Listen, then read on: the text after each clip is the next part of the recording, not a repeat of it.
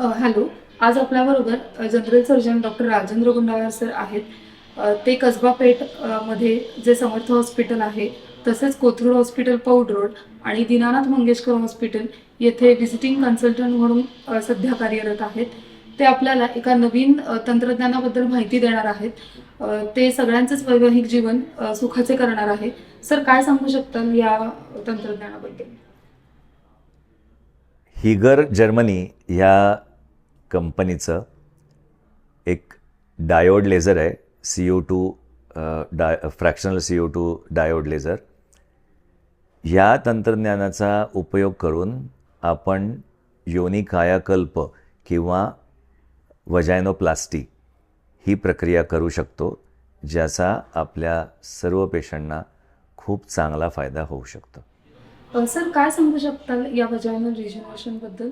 वजायनोप्लास्टी ही आपण मूलतः 2 भागांमध्ये डिवाईड करू शकतो. एक जी सर्जिकल वजायनोप्लास्टी आहे आणि एक जी नॉन सर्जिकल वजायनोप्लास्टी आहे.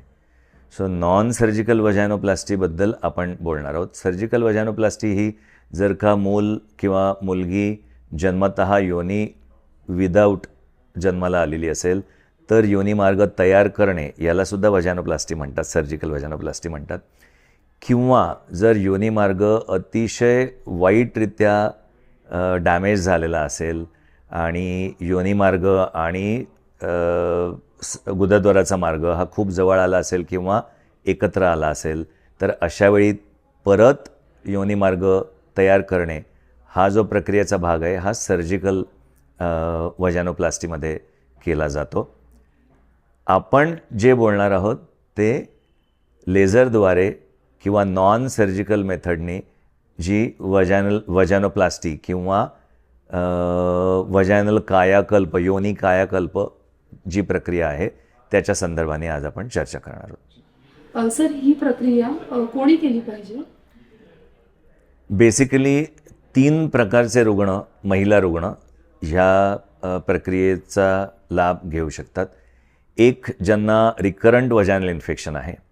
2, ज्यांना आपल्या लघवीवरचा ताबा कमी झालेला आहे, ज्याला आपण स्ट्रेस युरिनरी इन्कॉन्टिनन्स म्हणू, जेणेकरून खोकला आल्यानंतर किंवा शिंक आल्यानंतर त्यांना त्यांच्या आतल्या कपड्यामध्येच लघवी होऊन जाते.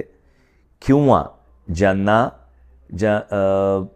डिलिव्हरीमुळे किंवा वयोमानापरत्वे वजायना ही लूज झालेली आहे, ज्याला योनी मार्ग सैल झालेला आहे, अशा रुग्णांसाठी आपण ह्या प्रक्रियेचा लाभ घेऊ शकतो. सर, हे लेझर कशा प्रकारे काम करते आणि साधारण किती वेळ लागतो त्याच्यासाठी? बेसिकली साधारणपणे एका सेटिंगला 45 मिनिटाचा कालावधी लागणं अपेक्षित असतं.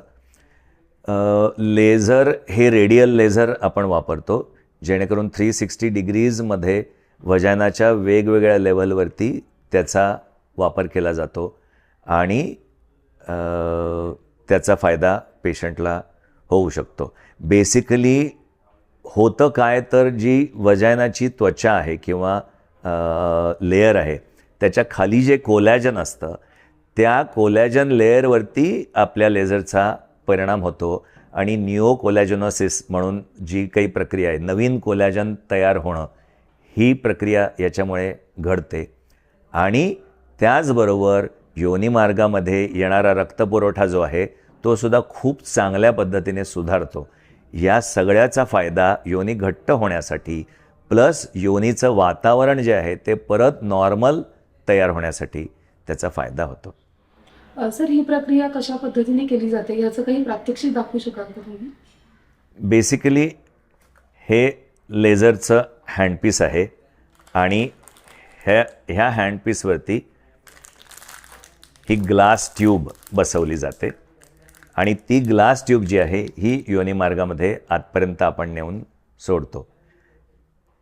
तो लेझर फायबर जो आहे तो रेडियल फायबर आहे. सो तो 360 डिग्रीजवरती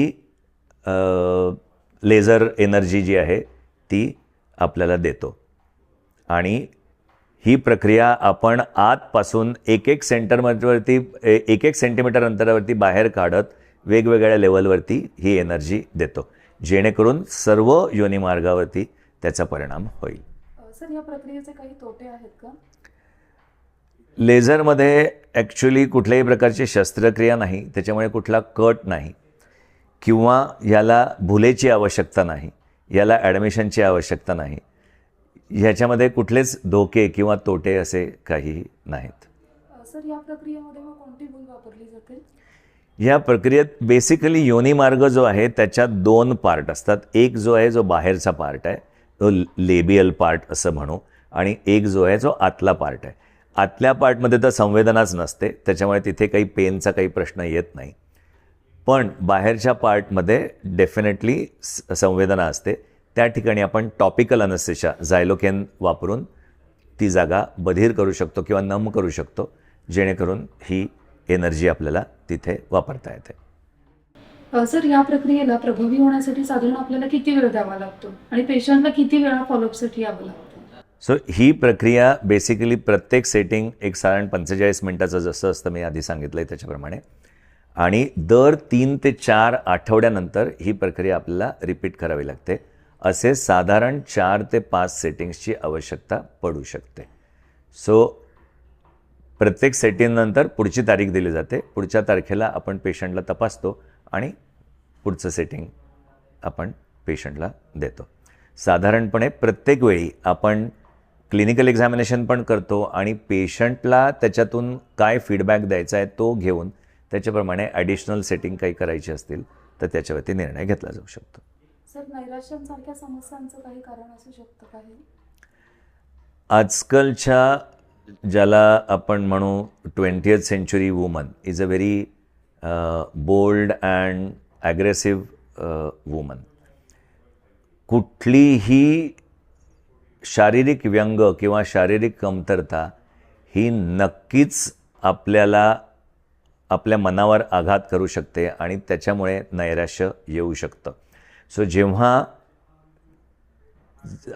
योनिमार्ग हा सैल झालेला असतो किंवा रिकरंटली वजायनल इन्फेक्शन्स होत असतात किंवा स्ट्रेस युरिनरी इन्कॉन्टिनन्ससारखा प्रॉब्लेम येतो, तर ह्या सर्व फिजिकल व्याधींमुळे मनावरती होणारा आघात हा सिग्निफिकंट असतो आणि त्याच्यामुळे नैराश्य नक्कीच येऊ शकतं. सर ह्या प्रक्रियेमध्ये कोणती स्त्री योग्य आहे, म्हणजे कोणीही प्रक्रिया केली पाहिजे? सर्वसाधारणपणे एक 30 वर्षापासून ते 60 ते 70 वयापर्यंतच्या सर्व प्रकारच्या महिला ह्या टेक्नॉलॉजीचा फायदा घेऊ शकतात. पण जसं मी म्हटलं त्याच्याप्रमाणे 3 कॅटेगरीमधले पेशंट्स असू शकतात. एक ज्यांना फक्त योनी सैल झालेली आहे, सो लॅक्स किंवा लूज वजायनल सिंड्रोम हा एक भाग. दुसरं ज्यांना रिकरंट वजायनल इन्फेक्शन आहे, जेणेकरून त्यांचं वजायनामधलं वातावरण जे आहे हेच चांगलं नाही आहे, ते आपल्याला इम्प्रूव्ह करायचं आहे. आणि ज्यांना स्ट्रेस युरिनरी इन्कॉन्टिनन्स आहे. सर लेझरद्वारे योनी घट्ट करणे ही सुरक्षित प्रक्रिया आहे का? लेझरद्वारे योनी कायाकल्प किंवा योनी घट्ट करणे हे अतिशय सेफ अशी प्रक्रिया आहे. सगळ्यात महत्त्वाचं म्हणजे ह्यानी योनीच्या पदराच्या पाठीमागे असलेलं कोलॅजन जे आहे त्याची सिग्निफिकंटली इम्प्रूव्हमेंट होते आणि तिथला रक्तपुरवठा हा खूप चांगला होतो. जसं की एखादा माणूस रोज एक्सरसाइज करतो आहे तर त्या माणसाची त्वचा ही ऑलवेज जास्त तजेलदार दिसते, कारण त्याचं overall circulation is better. So इथे पण वजायनामधलं जे सर्क्युलेशन आहे ते सिग्निफिकंटली इम्प्रूव्ह झाल्यामुळे त्याचा नक्कीच पेशंटला फायदा मिळतो. सर एकदा योनी घट्ट केल्यानंतर पुन्हा ती घट्ट करण्याची गरज पडू शकते का? नॉर्मली 3 ते 4 सेटिंग झाल्यानंतर ह्याचा इफेक्ट बऱ्यापैकी लाँग टर्म असतो, पण गरज पडल्यास वर्षातून एकदा एक सेटिंग ॲडिशनली आपण करू शकतो. सर या प्रक्रियेमध्ये आत्मसन्मान किंवा आत्मविश्वास वाढवण्यासाठी किती मदत होते? बेसिकली आपली फिजिकल इमेज आणि बाह्य आणि अंतर या दोन्ही जर खूप चांगले असतील तर त्याचा नक्कीच आपल्याला आपल्या ओव्हरऑल कॉन्फिडन्स लेवलवरती नक्कीच चांगला परिणाम दिसू शकतो. या प्रक्रियेमध्ये मेडिक्लेम पास होऊ शकतो का? मेडिक्लेममध्ये laser vaginoplasty is not included. Laser मशीनचा अजून कुठल्या प्रक्रियेसाठी उपयोग होऊ शकतो? CO2 डायोड लेझर हा आपण प्रॉक्टॉलॉजीमध्ये सुद्धा त्याचा वापर करू शकतो. जसं की पाईल्स आहेत, फिशर आहे, फिश्चुला आहे किंवा पायलोनेडल सायनस आहे, या सर्व रुग्णांमध्ये आपण ह्या मशीनचा वापर करू शकतो, जेणेकरून त्या लोकांना नवीन टेक्नॉलॉजीचा चांगला फायदा आपण या सर्व रुग्णांना देऊ शकतो. थँक्यू सर, तुम्ही आम्हाला दिलेल्या या नवीन तंत्रज्ञानाच्या माहितीबद्दल. Thank you so much. धन्यवाद.